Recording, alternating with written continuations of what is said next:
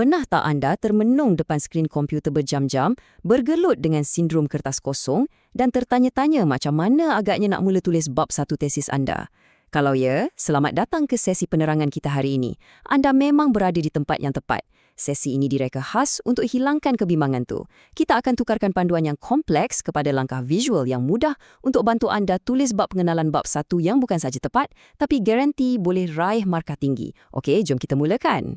Okey, ini peta perjalanan pantas kita hari ini. Kita akan lalu 5 bahagian. Tujuan sebenar, struktur 4 langkah, teknik corong dan formula, kesilapan lazim penulisan dan akhir sekali senarai semak muktamad. Bahagian pertama, tujuan sebenar sesebuah pengenalan. Sebelum kita mula menaip, kita kena betul-betul faham dulu fungsinya. Ramai pelajar ada tanggapan yang salah. Diorang ingat pengenalan ni tempat nak lambakkan fakta-fakta umum atau nak berleteh panjang-panjang. Pernah tak anda sendiri rasa keliru? Apa beza pengenalan dengan penyataan masalah? Percayalah, ini sangat normal. Ramai yang tak pasti kat mana pengenalan tu patut berhenti, lepas tu terus melompat cerita isu terperinci di ruangan yang salah. Sebenarnya, perbezaan ketiga-tiganya cukup jelas. Pengenalan anda tu tugas dia cuma buka pintu perbincangan. Ia jawab soalan asas. Apakah topik kajian ini? Secara umum.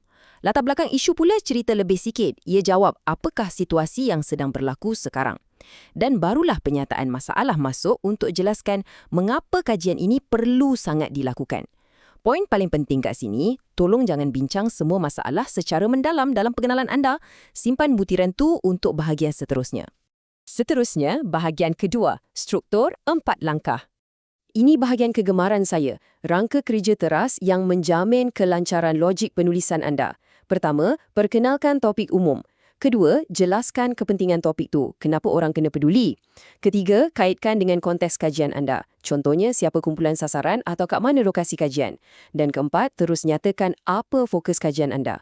Kalau anda ikut je 4 langkah berurutan ni, pengenalan anda akan jadi sangat mantap dalam lingkungan 2 hingga 4 perenggan dan ia membimbing pembaca dengan sempurna. Sekarang kita masuk ke bahagian ketiga, teknik corong dan formula. Macam mana nak terjemahkan 4 langkah tadi jadi ayat? Mari saya kenalkan anda dengan teknik corong atau the funnel technique. Cuba bayangkan corong penapis kat dapur anda tu. Ia bermula dengan bahagian atas yang luas kan? Dan makin mengecil kat bawah. Macam tu jugalah penulisan anda. Anda mengalirkan idea dengan lancar daripada bidang umum yang sangat luas hinggalah turun kepada isu kajian anda yang sangat spesifik. Jadi pembaca tak akan rasa tiba-tiba tersesat. Mari kita tengok secara praktikal. Di bahagian paling atas corong, kita mula dengan topik yang sangat luas, contohnya pendidikan tinggi. Kemudian kita kecilkan sikit ke tahap sederhana, pembelajaran dalam talian. Dari situ kita perincikan lagi kepada konteks yang spesifik, pelajar jarak jauh. Dan bila kita dah sampai ke hujung corong yang paling kecil, barulah kita jumpa fokus kajian sebenar kita, literasi digital. Nampak tak? Ia terbina dengan cukup sempurna dan logik.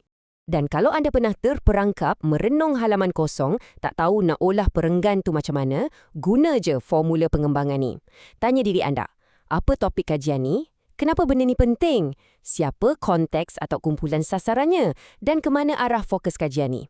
Jawapan kepada 4 persoalan mudah ni dah cukup untuk bantu anda bina pengenalan yang sangat berkesan tanpa perlu merapu. Baik, kita beralih ke bahagian keempat, kesilapan lazim penulisan.